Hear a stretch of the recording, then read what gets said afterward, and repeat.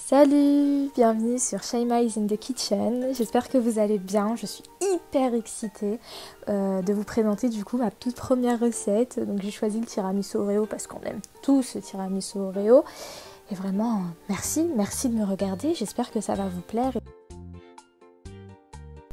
Du coup, pour un bon tiramisu, rien de plus simple, il faut 250 g de mascarpone, des Oreos, 3 œufs, 70 g de sucre, une cuillère à café de vanille et facultativement, ça se dit comme ça, bref c'est facultatif, du coulis de chocolat.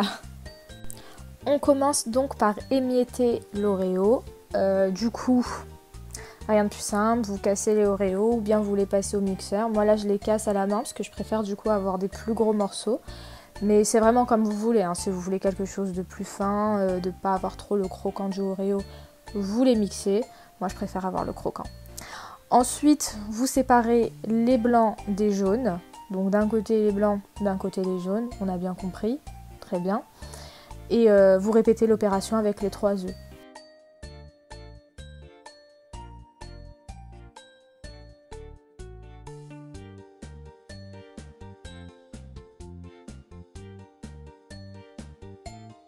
Ma partie préférée, il faut blanchir les œufs avec le sucre. Là c'est super important, donc on fouette, on sort les muscles, même si on n'en a pas, c'est pas grave, on se les fait maintenant, c'est le moment ou jamais. Allez-y, vous fouettez jusqu'à ce que le jaune devienne tout blanc. C'est super important parce qu'on veut surtout pas avoir le goût du jaune d'œuf dans la bouche. Bark, c'est dégueulasse. Du coup, voilà, fouettez.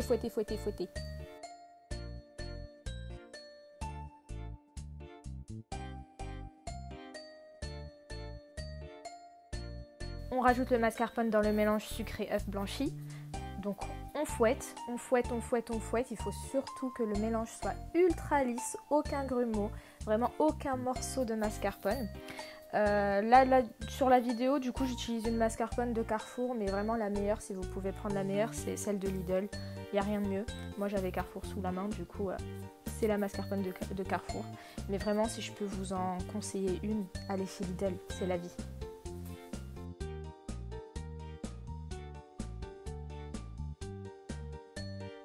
Ensuite, j'ajoute du coup l'extrait de vanille. Bon, là, il n'y a rien de spécial à dire. Pareil, on ajoute et on fouette. Maintenant, vous prenez vos blancs d'œufs et vous les fouettez jusqu'à ce qu'ils deviennent bien fermes. Au batteur électrique, à la main pour les plus sportifs. Je ne suis pas sportive. Du coup, pour moi, c'est le batteur électrique. De toute manière, c'est mon meilleur ami. Donc, vous les fouettez, comme j'ai dit, jusqu'à ce qu'ils deviennent bien fermes. C'est super important, c'est ce qui va faire toute la recette.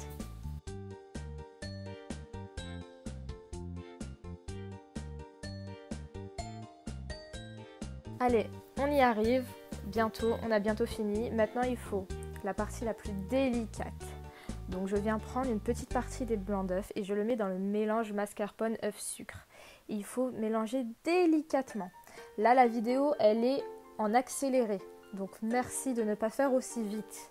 Vraiment, prenez votre temps parce que c'est vraiment ce qui va faire, si vous allez trop vite, ça va vraiment faire retomber les œufs et on veut vraiment pas que ça retombe.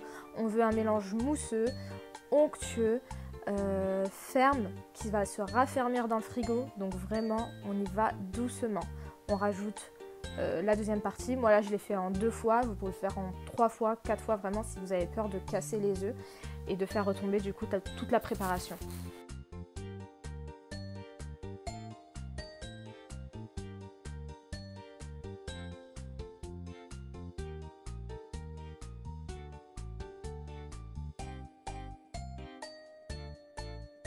Vient le montage, enfin. Donc maintenant il suffit simplement de mettre une couche d'Oreo, une couche de crème, une couche d'Oreo, une couche de crème. Là vous faites vraiment selon vos envies, votre gourmandise, si vous aimez avoir plus de crème que de biscuits, moins de biscuits et plus, enfin voilà, vraiment comme vous voulez. Et là vraiment vous les mettez dans tout. Moi là j'ai utilisé des verres, vous pouvez prendre des verrines, des bols, vraiment vous utilisez ce que vous avez, ne vous prenez pas la tête. Moi là du coup j'ai mis plus de crème que de biscuits, je pense que ça se voit. Du coup on voyait pas très bien les couches du coup, mais c'est pas très grave tant que le goût y est, j'ai envie de vous dire.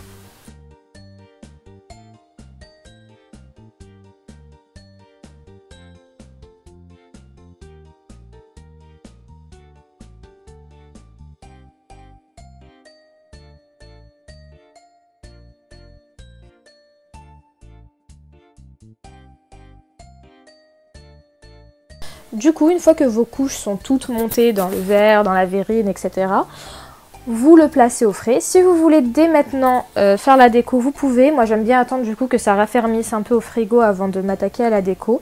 Mais c'est comme vous voulez. L'important, c'est qu'il vraiment il repose minimum 2 heures, 3 heures pour qu'il soit bien ferme, bien froid, bien frais et qu'il soit vraiment très très bon.